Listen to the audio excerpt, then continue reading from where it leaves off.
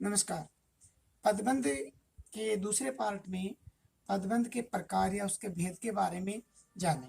पदबंध के 5 भेद या प्रकार होते हैं, जिनमें पहला है संज्ञा पदबंध, दूसरा है सर्वनाम पदबंध, तीसरा है क्रिया पदबंध, चौथा विशेषण पदबंध और पांचवा क्रिया विशेषण पदबंध। इसमें सबके बारे में विस्तार से जानते हैं। संज्ञा पदबंध, जैसा कि नाम है उसी प्रकार की सभी विशेषताएं। संज्ञा पद, पद का मतलब यहाँ समझ लीजिए शब्द। इस संज्ञा शब्द के स्थान पर प्रयुक्त होने वाले पदबंध को संज्ञा पदबंध कहते हैं। जैसे वाक्य है संकट मोचन हनुमान संजीवन बूटी लाई, तो यहाँ पर हनुमान शब्द है, संज्ञा है, और इसकी विशेषता बताने वाला पद, इसे रिलेटिव पद है संकट मोचन। तो ये संपूर्ण हो गया संकट मोचन हनुमान संज्ञा पदबंध हो गया है।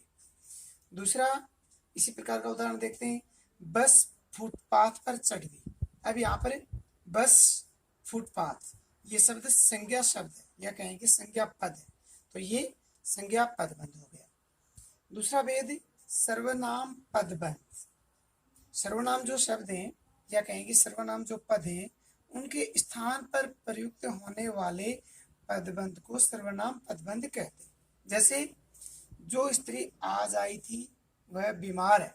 अब यहाँ पर जो स्त्री आज आई थी, ये सर्वनाम पदबंध है। सर्वनाम शब्द उसके साथ में जुड़ा हुआ उसे रिलेटिव जो पद होता है वो सर्वनाम पदबंध होता है। तीसरा भेद क्रिया पदबंध। क्रियापद या कहें शब्द, जो क्रियापद या शब्द है उसके स्थान पर प्रयुक्त होने वाला पदबंध क्रिया पदबंध कहलाता है। जैसे उदाहरण के तौर पर निशांत शरबत पीकर चला गया। अब यहाँ पर पीकर चला गया, ये दोनों तीनों शब्द ही क्रिया शब्द हैं, और इस संपूर्ण समूह को जो ये वाक्यांश है इसको हम कहेंगे क्रिया पदबंध।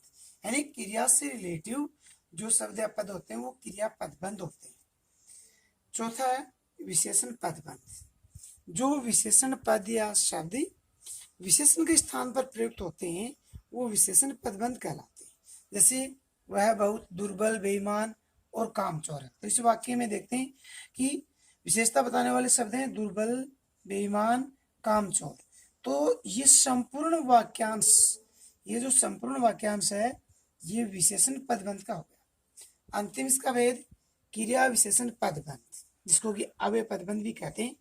क्रिया विशेषण का मतलब होता है जो शब्द क्रिया की विशेषता बताता है, तो इस आधार पर कहेंगे कि क्रिया की विशेषता बताने वाले पद समूह या वाक्यांश हैं वो क्रिया विशेषण पदबंध कहलाते हैं।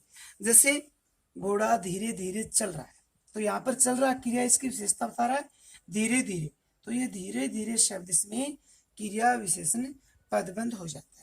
इस प्रकार से इसमें दूसरे प्रकार से जो प्रश्न पूछा जाता है उसके अंदर आपको वाक्य दिए जाएंगे और फिर उनमें या तो उसको रेखांकित करके पूछा जाएगा कि इसके अंदर किस प्रकार का पदबंध है, तो उसमें आपको ये देखना है कि जिस वाक्यांश को या जिन पदों को रेखांकित कर रखा है वो यदि संज्ञा से संबंधित है तो संज्ञा पदबंध हो गए।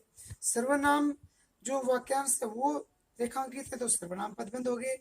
क्रिया है क्रिया पदबंध हो गई। क्रिया की जो विशेषण शब्द है अगर उसको रेखांकित किया गया तो विशेषण पदबंध हो जाएगा, और क्रिया की विशेषता बताने वाला शब्द है, पद है या वाक्यांश है, उसको रेखांकित करके पूछा जाएगा कि इसमें किस प्रकार का पदबंध है, तो वो क्रिया विशेषण पदबंध हो जाएगा। या फिर दूसरा तरीका इसमें है कि एक संपूर्ण वाक्य दिया जाएगा, फिर आपसे पूछा जाएगा कि इसमें किस प्रकार का पदबंध है।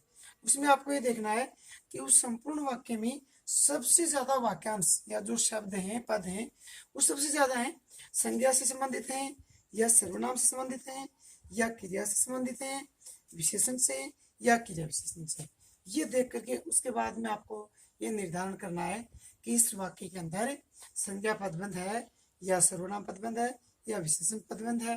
तो इससे संबंधित कुछ उदाहरण मैं आपके पास भेजूंगा, उनमें आप देख करके समझ सकते हैं कि इसमें किस प्रकार का पदबंध है।